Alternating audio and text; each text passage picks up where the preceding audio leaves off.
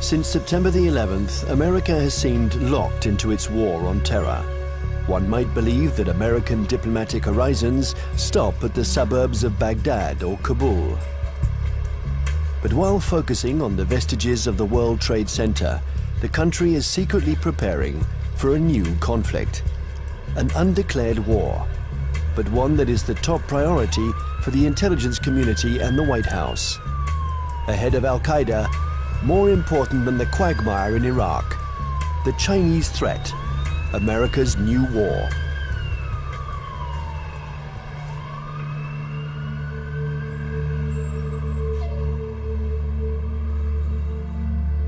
They have a term they call comprehensive national power, which is economic, political, military, all together, cultural.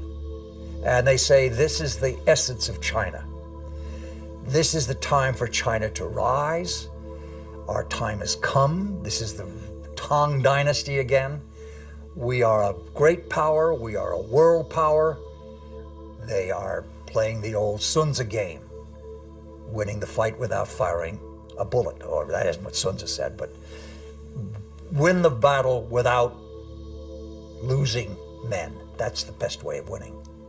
And I think they're very conscious of this, but they're willing to fight.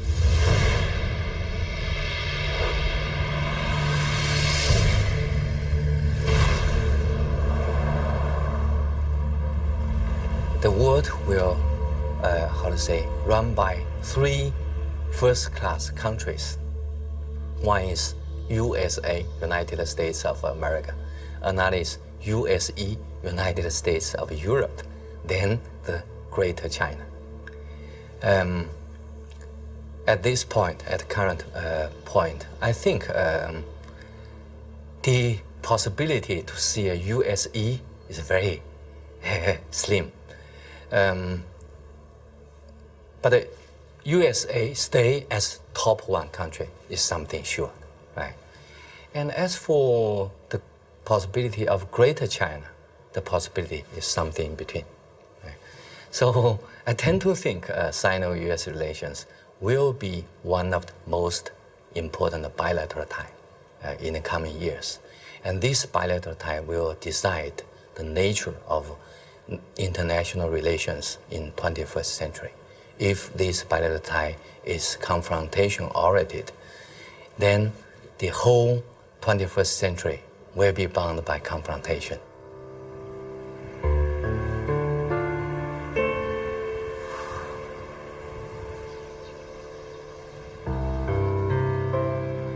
Kinmen Island, the actual frontier between the two giants, and where the ultimate confrontation may take place.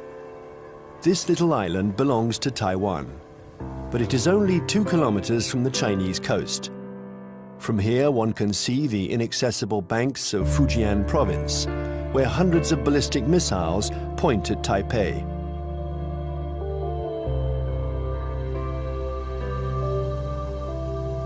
"24 hours a day, for 60 years, Taiwan has been watching Communist China. This island, regularly threatened by Beijing, has been bombarded thousands of times. It has never surrendered. America has sent a message to Beijing. The fall of Kinmen would lead to a direct confrontation. We're in the Strait of Taiwan. It's here that a military clash might one day break out.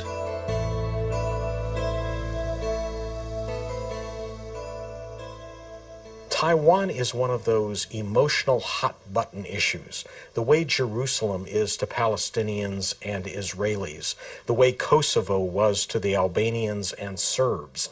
And for most mainland Chinese, Taiwan is rightfully a Chinese province. This was territory that they believe was stolen from China by Japan in the 1895 war, and that the United States prevented reunification during the early stages of the Cold War because of our opposition to communism.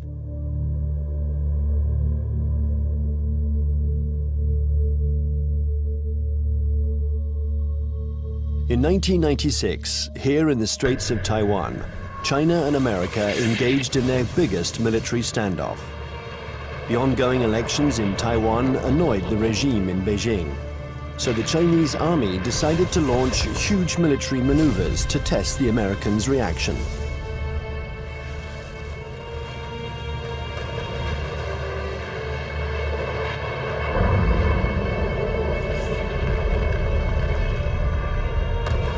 After several days of this Chinese show of force, Washington deployed 2 aircraft carriers. It was the first time the two countries came face to face. For several days, there was extreme tension between the two nuclear powers. When the Chinese fired short-range ballistic nuclear-capable missiles off the north and south coast of Taiwan and carried out a major, what we call a live-fire exercise. And Jiang Zemin was there, the president. They were using some very belligerent language. This is when we dispatched 2 carrier battle groups off the East Coast. And this was a show, this was force. And the matter quickly dissipated. The Chinese thought this was excessive. They thought that they had an understanding with the U.S., that they would have a limited display to show their seriousness on the issue. The U.S. would adopt a very limited response, and then they would both back away. They regarded the deployment of a second carrier as excessive and in some ways as humiliating to the Chinese, because the Chinese couldn't do much to deter or complicate the deployment of those carriers.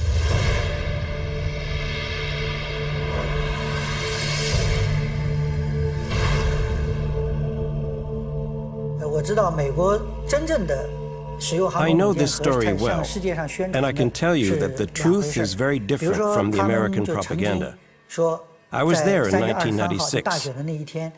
The Americans had promised to send an aircraft carrier to Taiwan for Election Day to protect Taiwan. But actually, the only American ship near Taiwan was the electronic spy ship Bunker Hill.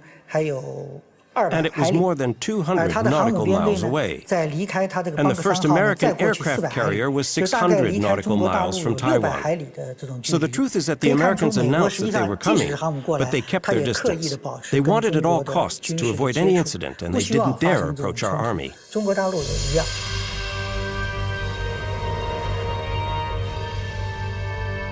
Even if the Americans didn't take much of a risk, in the eyes of the world, they reaffirmed a sacred principle of their foreign policy. They support Taiwan. And they will continue to do so, regardless of China's growing power. I think believes Taiwan is very important for a number of reasons, not to mention the fact that it's our 8th largest trading partner, our 6th largest market for agricultural goods. It's one of America's most important sources of high-tech semiconductor products. Even though they're imported to the United States via China, they're made in Taiwan.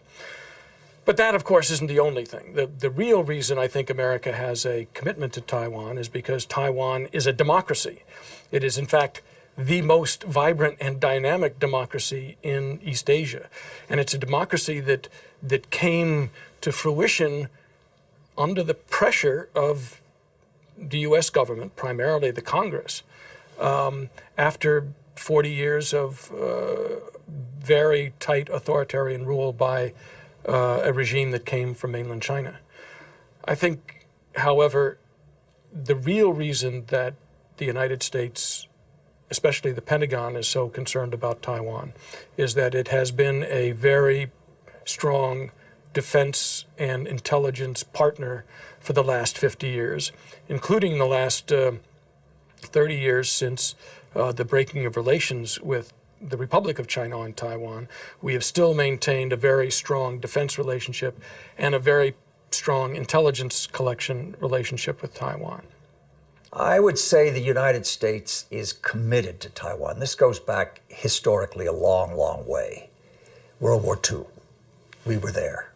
And we were looking for a strong, unified, democratic China.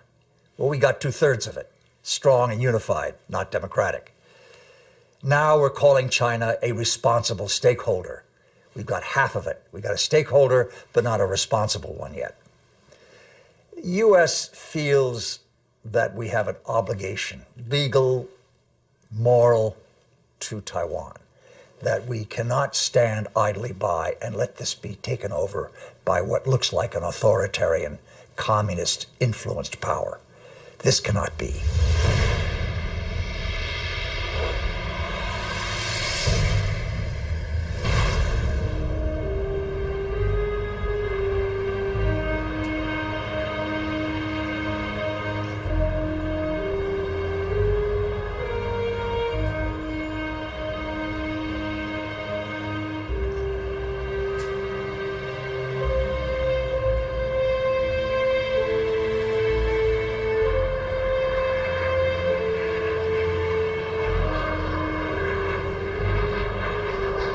Taiwan, an island of 23 million inhabitants, 250 kilometers from the Chinese coast, is today the most explosive strategic issue between China and the United States.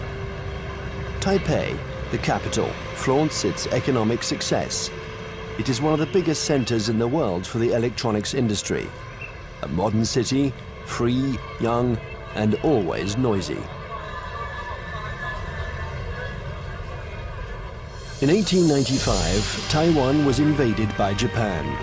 50 years later, after the Japanese defeat, peace treaties returned the territory to China, a China which was then in the midst of a civil war between Mao's communists and Chiang Kai-shek's nationalists. When the battle turned in Mao's favor, General Chiang Kai-shek, aided by the Americans, took refuge in Taiwan with his soldiers.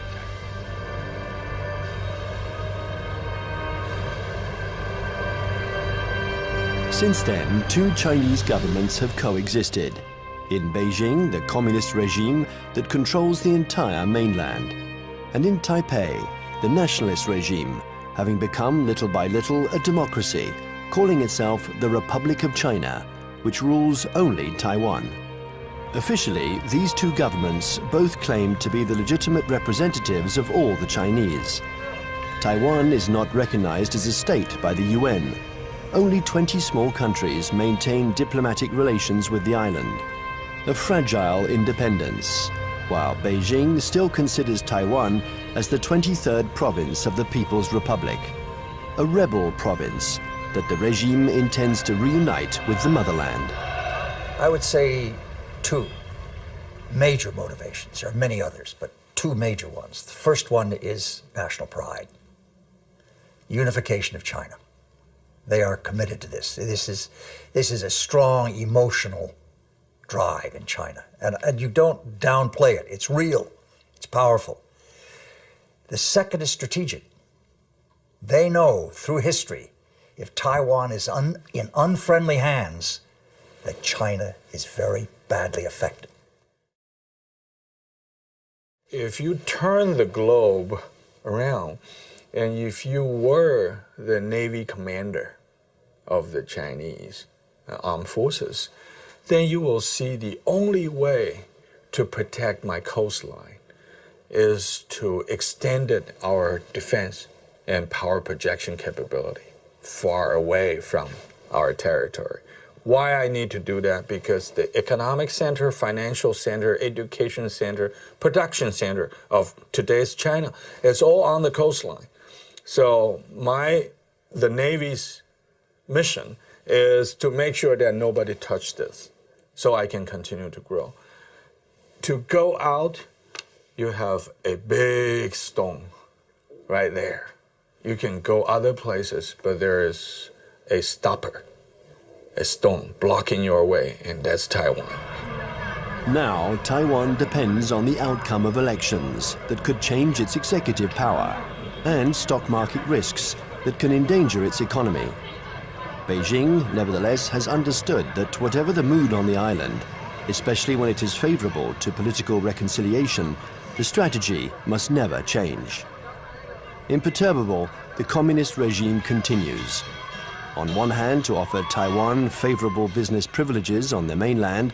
On the other hand, it regularly reiterates its military threats.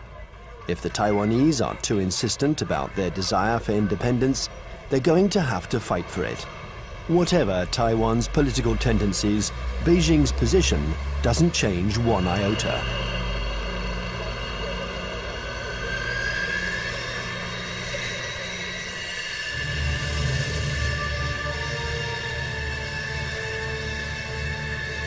A freeway in the middle of the island of Taiwan. In a few minutes, it has been transformed into a landing strip. The population watches this military exercise. They're used to it. French Mirage 2000 and American F-16 jets land and take off with an enormous roar.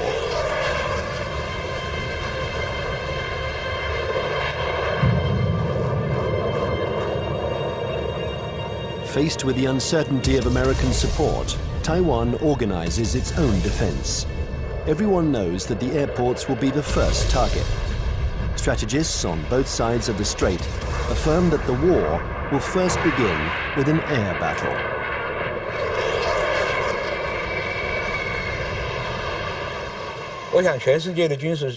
I think that experts the world over know that it's very difficult to succeed with an invasion. We still remember Normandy.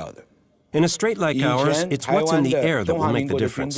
And we've always tried to keep a strategic advantage over China, our air superiority. But with the Chinese missiles, this equilibrium has been put into question. They can destroy our airports, and if they are destroyed, we lose our only advantage over China, our air superiority.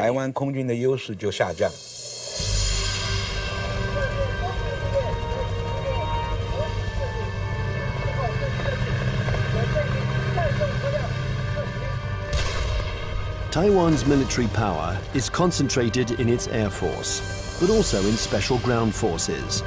They are training to face the Chinese People's Liberation Army.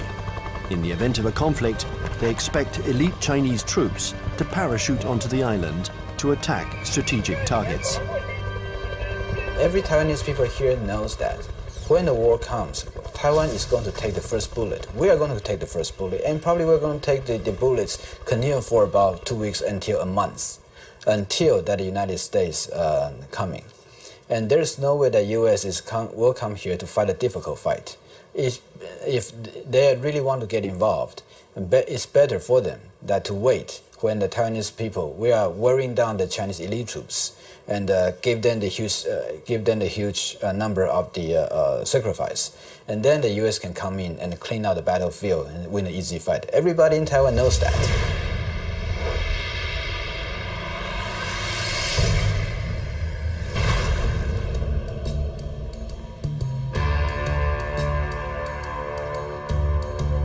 In Washington, the scenario of the next confrontation is a constant preoccupation. They know that Chinese military power has increased significantly, but how the Pentagon will react in case of a new Taiwan crisis remains a mystery. It's certainly not automatic, the support for Taiwan. It never has been.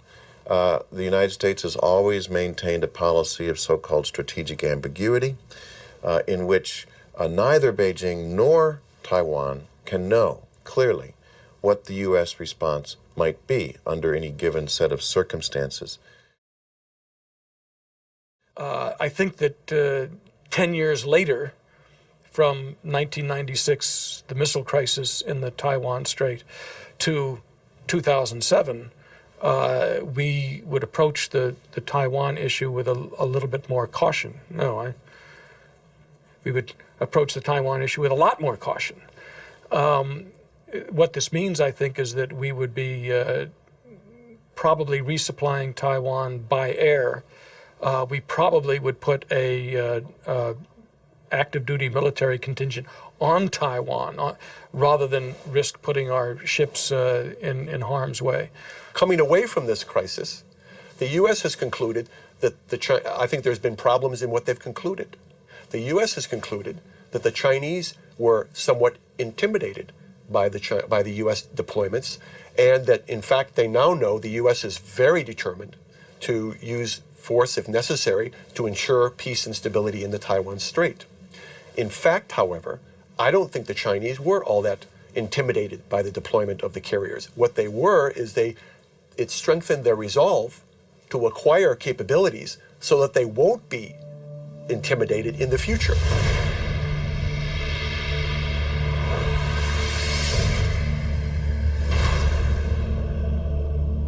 Since the 1996 confrontation between China and the United States around the Taiwan issue, I think China's military modernization speed up. And people saw some achievements, right? Now China owns J-10. That's the typical third generation fighter. And that made China is the third country that can independently produce the third generation firefighter. I think that's a strong signal to the US side, what achievement on military modernization on PLA side. If China's own terminal objective is trying to so-called unify Taiwan by using force to take over, I think their military capability is good enough. But I don't see that, because they're increasing their military budget over the last decade, almost every year, 2 digits.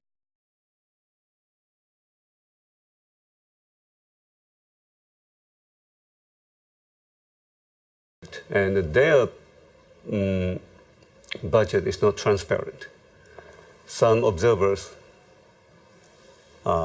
calculated, they said, well, in fact, the real number could be triple or double the current budget that they made it public. So why they are doing it? They even, for instance now, they even try to show off they have the capability to destroy the satellite circling around in space. Why they did it? Because they want to show to the rest of the world that we are capable of one day becoming a superpower, maybe overtaking the United States.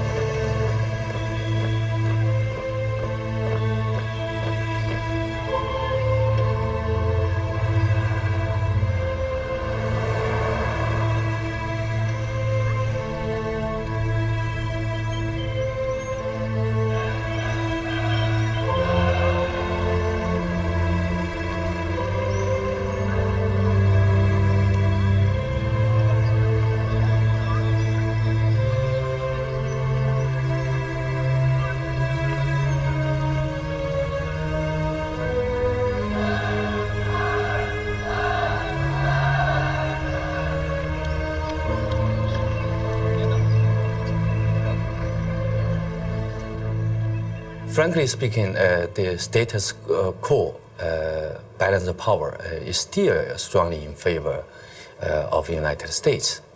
But the situation of balance of power is on the change. And I think time is on China's side.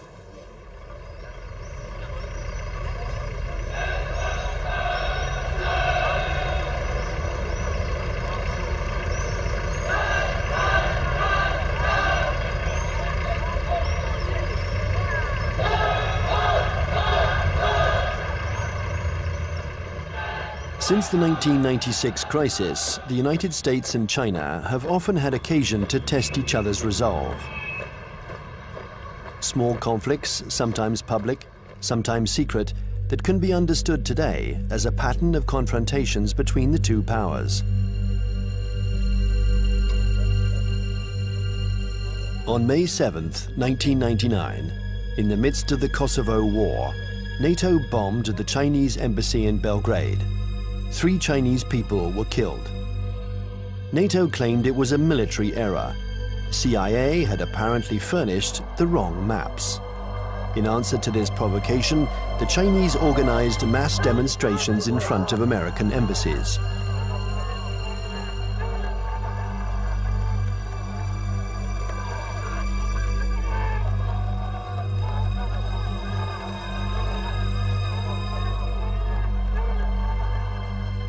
Less than 2 years later, China had its revenge.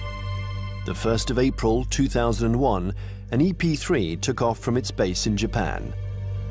It's a spy plane that flies regular electronic surveillance missions along the Chinese coast.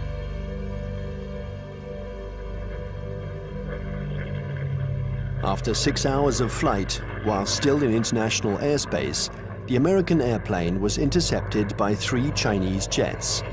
This had been going on for some months. The Chinese planes came within a few meters of the American plane, a little game that the pilots were used to. One of the Chinese pilots was Wang Wei, and the crew of the EP-3 knew him well. He had already shown through his past interceptions of U.S. aircraft that he was willing to take some very serious risks in coming very, very close to U.S. aircraft. They knew him well. Smart Alec, hot dog we call him. He's in the thing and screw you, and Sam, he comes up like this. Well, he comes a little bit too close. And the Chinese, again, the propaganda apparatus turns on, and they say, our plane deliberately turned, hit his plane, and it crashed. Your fault. And we said to China, that defies the laws of physics. The U.S. government had already expressed its concern over this to the Chinese government. I think in this instance, he miscalculated, and he allowed his aircraft to get too close, and it struck the U.S. aircraft, and it damaged his aircraft in a way that forced him to crash.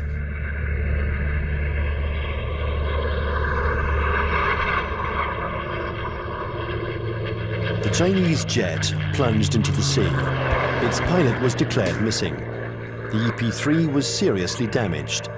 It was forced to make an emergency landing, but the closest airstrip was a Chinese military airbase. The airplane succeeded in landing there, but it was now in Hainan, and the crew was immediately taken prisoner. Our air crew is immune to PRC jurisdiction. For the next 10 days, China and the US would perform a diplomatic ballet, each accusing the other of responsibility for the accident. Beijing refused to liberate the crew. This bought time for their military experts to inspect and dismantle the American airplane, which was jam-packed with secret defense equipment. Oh, they got the equipment from the plane, and they studied it and took all these things from it. Yeah, they got something. But I mean, it's no big deal. Finally, 10 days later, a letter from the US ambassador apologized for the death of the Chinese pilot, and the crew was freed. What was left of the EP-3 was loaded onto a huge Antonov transport plane. Direction, the United States.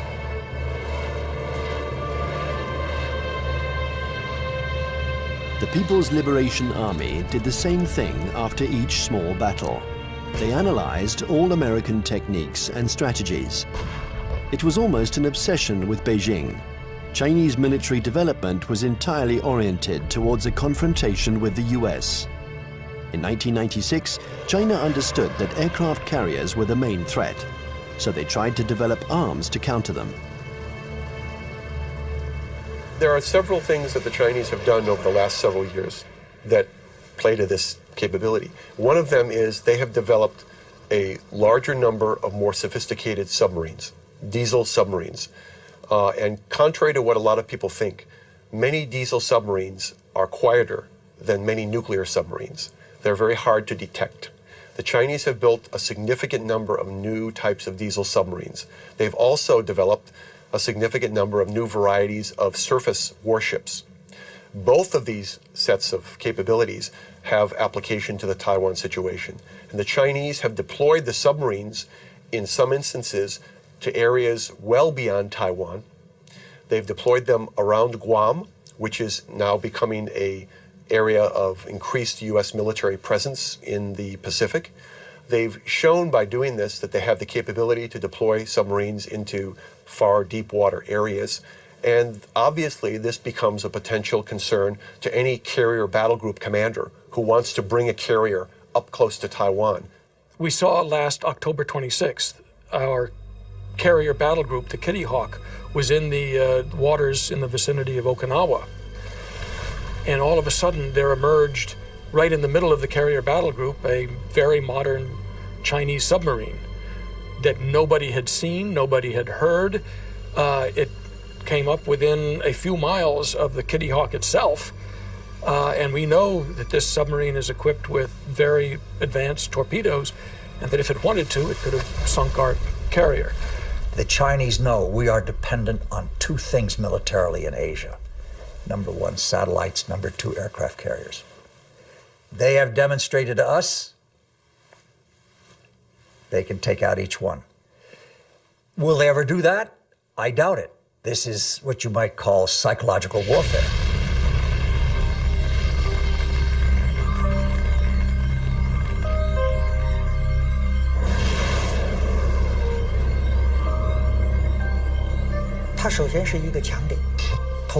Satellites are an American strong point. But if you look closely, they can also be a weak point. The U.S. relies on satellites to control their entire communications network, and that's a weakness. Today, and we were able to verify this during the last conflicts, the American military depends too much on its electronics and satellites. This dependence reminds me of the Greek legend. The powerful Achilles, who was invulnerable, except for his heel. And satellites are a little like the American Achilles heel. The 11th of September 2006, the People's Liberation Army launched a missile that destroyed one of its own satellites. The explosion in space was obviously immediately detected by the Pentagon.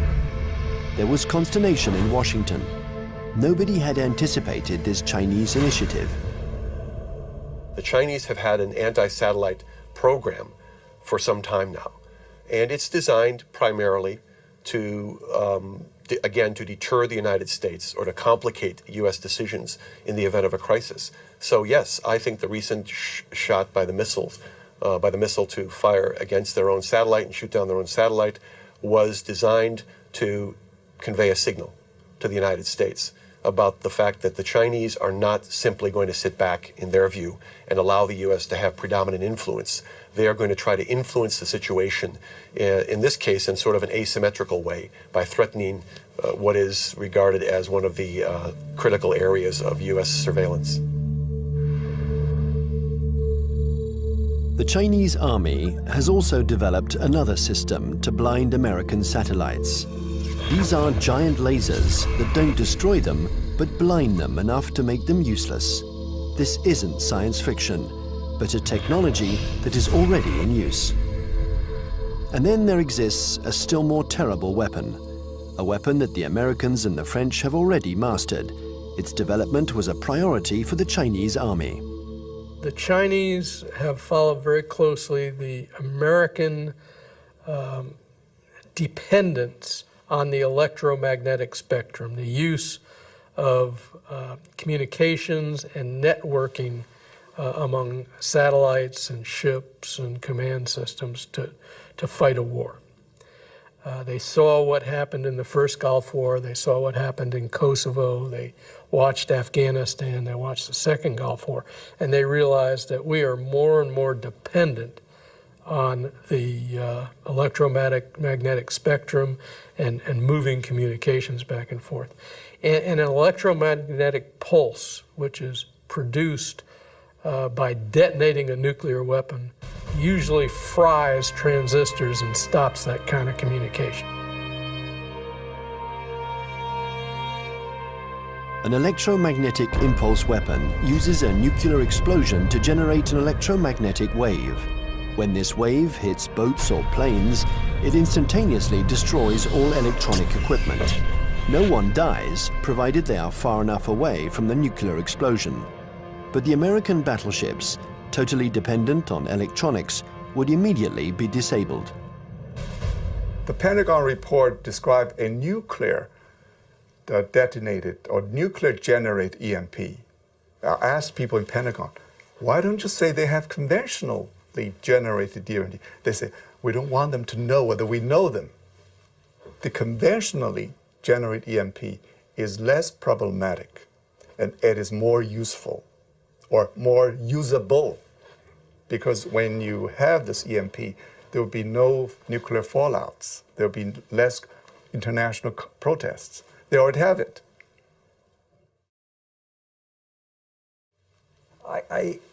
Yes, it is like shooting down the satellite, getting the submarine under the aircraft carrier, EP-3 Ensign-off Hainan. It is, look, we mean business. You pay attention to what we're doing.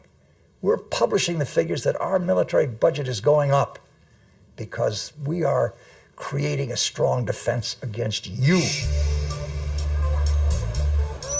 China's developing power isn't only military. The regime has understood that it has to make use of every citizen, every business, every organization in its confrontation with the United States. An arms race wouldn't make sense against Washington. It's a war to control energy, the media, culture, and raw materials. And facing an America that overconsumes, that is deeply in debt, an America weakened by its own excesses, China counters with its best weapon, its breathtaking economic growth. The new threat isn't the classic military threat, direct confrontation between one country and another. Today it's no longer guns against guns, airplane against airplane, or tank against tank. Confrontation takes many forms, in many different areas. For example, in finance or the media, there can be attacks in all these areas. The object of these new kinds of conflicts is the same as in a conventional military confrontation, forcing the enemy to accept certain conditions. It's still war, but war today goes beyond this military domain. It's what we call an unrestricted war. One has to learn to decode the battles in this new war. Sometimes they are small events that seem harmless at first. Thus, on February 27, 2007, the main American stock indexes plunged. Paris had just lost 3%. New York is in an uproar. The cause of this mini crash began with a tornado that originated on the other side of the world, in Shanghai. Suddenly, and with no apparent reason, the stock market there lost 9%, and it took the whole planet down with it. Nobody really understands what happened, but in New York, they pondered the lesson. China had just shown that it could use its new economic power to destabilize its adversaries, above all when they are weakened, like the United States, by the subprime crisis. Beijing uses economy in several ways. First, by influence. Well, in Southeast Asia, worldwide. They invest money when the leaders visit that capital. Then they sign some agreements. The second is what you said. They would only hint at something they might do. For instance, the now $1.2 trillion US foreign reserve of China as of the end of March 2007, 40% of them are deposited in United States Treasury bills. So if Beijing decides to transfer that to euros, it will be very painful to the United States. But Beijing doesn't need to say. It only hints here and there. And Washington feels a big headache. Thus, China and America multiply their battlefields. There is the piracy of Hollywood DVDs, the recall of Chinese toys by American builders, the reception of the Dalai Lama in Washington, the buying up of oil companies by Beijing, hundreds of conflicts. China and America think that they have to dominate in order to survive. The U.S. consumed over 35% of the whole, global consumption, right? 8 times as their population percentage. So they enjoy this position as the only superpower. Then they can get extra resources. So there is a bipartisan support stance for U.S. foreign policy. They will remain as the only world leader in the world. And then they will keep alert against any country, no matter the name of this country, China, French, Russian, Germany, India, Brazil, any country that can threaten the U.S. dominance, that will be a problem.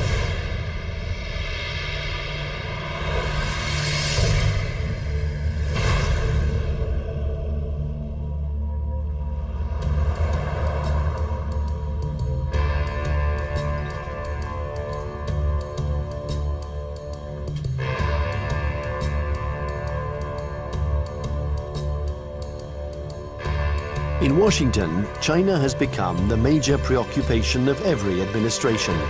China is a competitor in the realms of economics, media, and technology.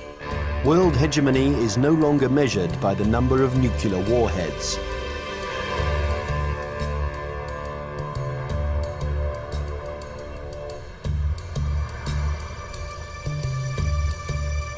Congress has even created a permanent investigation commission, unique in its kind, whose mission is to study the economic and security challenges posed by China. Russia never got that kind of attention during the times of the Cold War.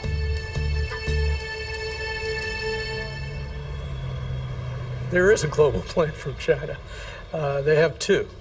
One was started in March 1986, called the 863 program, and one in March 1997 called the 973 program. The first, the 863 program, called the Torch Plan, was a global plan designed to gather and bring to China dual-use technologies that could be used to improve China's technological base and economy and industry while improving its military capacity. And it's an organized thing, you know. Each industry every year from the central government gets goals and targets and objectives and gets told to send people out and go do that. So it is organized, and it's not perfect, but it's organized. And the 973 plan is a parallel designed to improve their capacity in basic research and innovation. People in the States pay too much attention to China. So there are some oversensitive on China. Then this oversensitive leads to a lot of, over-exaggerate conclusion. So that's no good to find the real fact. I think the real fact is that the economic power of China is still far ahead of, far lack of United States, not to mention military power.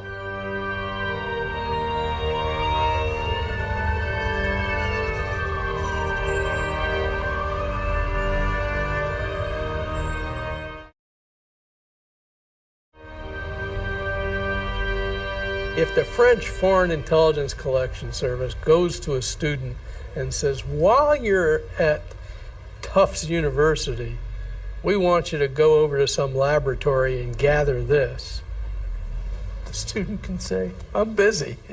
It's going to interfere with my dissertation. If the Chinese intelligence service goes to a student and says, we want you to, you want a visa? You want a passport? When you go to the United States or to France, you will write a dissertation on this, you will work on this project, and you will report back to us, or you'll never get a job in China, or your family will lose its house. Now, they have the capacity to do that. The United States cannot maintain itself as a superpower if we allow our industrial production to be offshored, to be outsourced. And that's what's happening now. We're finding very large amounts of our basic core industries. And I don't mean just like steel. Steel is one of them, copper, basic, resources. But things like semiconductors. And when we find that our semiconductor industry has gone from 12, state-of-the-art wafer fabs to 3, because more and more are being built in Taiwan and Japan and, well, not in Japan, in South Korea. And in China, if we're allowing our, state-of-the-art, cutting-edge electronic science and technology research and development move to China, we can't survive as a superpower.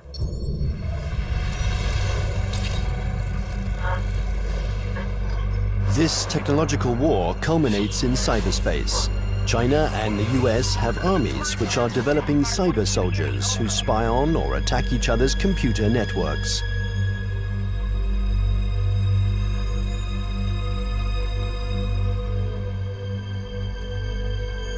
In March 2006, the US State Department decided to buy 16,000 computers from Lenovo, the Chinese company that had just bought out IBM.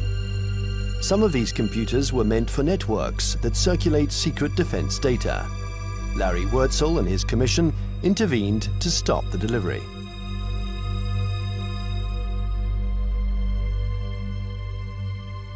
Having been an intelligence officer for a lot of years, 25 years in military intelligence, and having also for a part of that time worked on counterintelligence and signals intelligence, communications intelligence, that I knew it was technically possible to alter or embed either software or even hardware into a computer that would allow someone access to a whole network.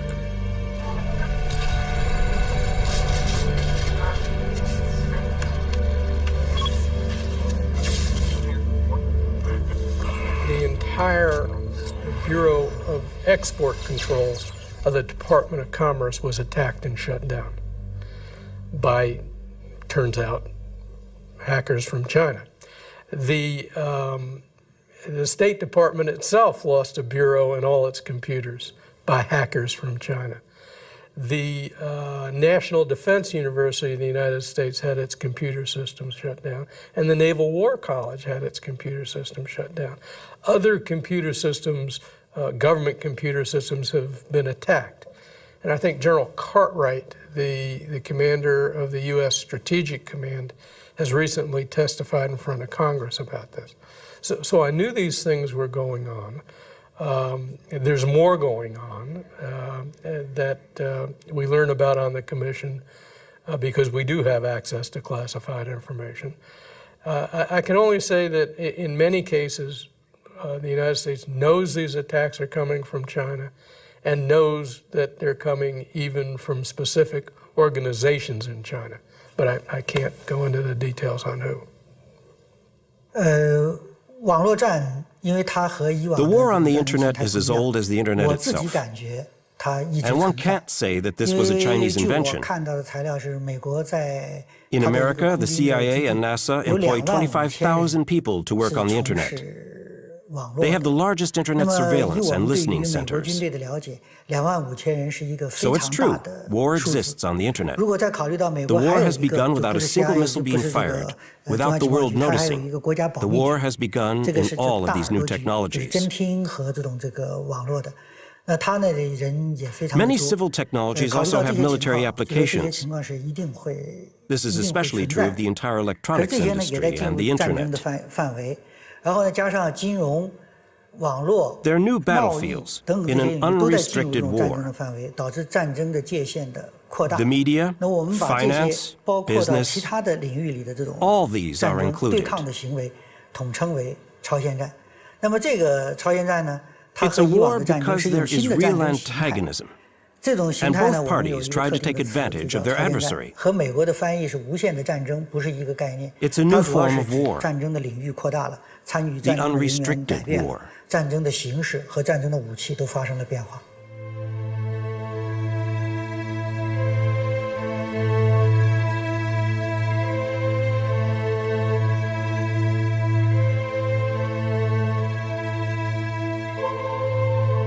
This unrestricted war has already begun. Almost everywhere in the world, there is a fight for oil, for water, for resources that are dwindling in the eyes of the West because of China's development. America uses its military might to assure its power and guarantee its vital supplies. China employs an asymmetrical strategy. It looks for its adversaries' weak points. Nevertheless, this war is apparent everywhere in the world. In North Korea, Myanmar, Iran, or Darfur, in all the hotspots, China and America are opposing each other in the wings.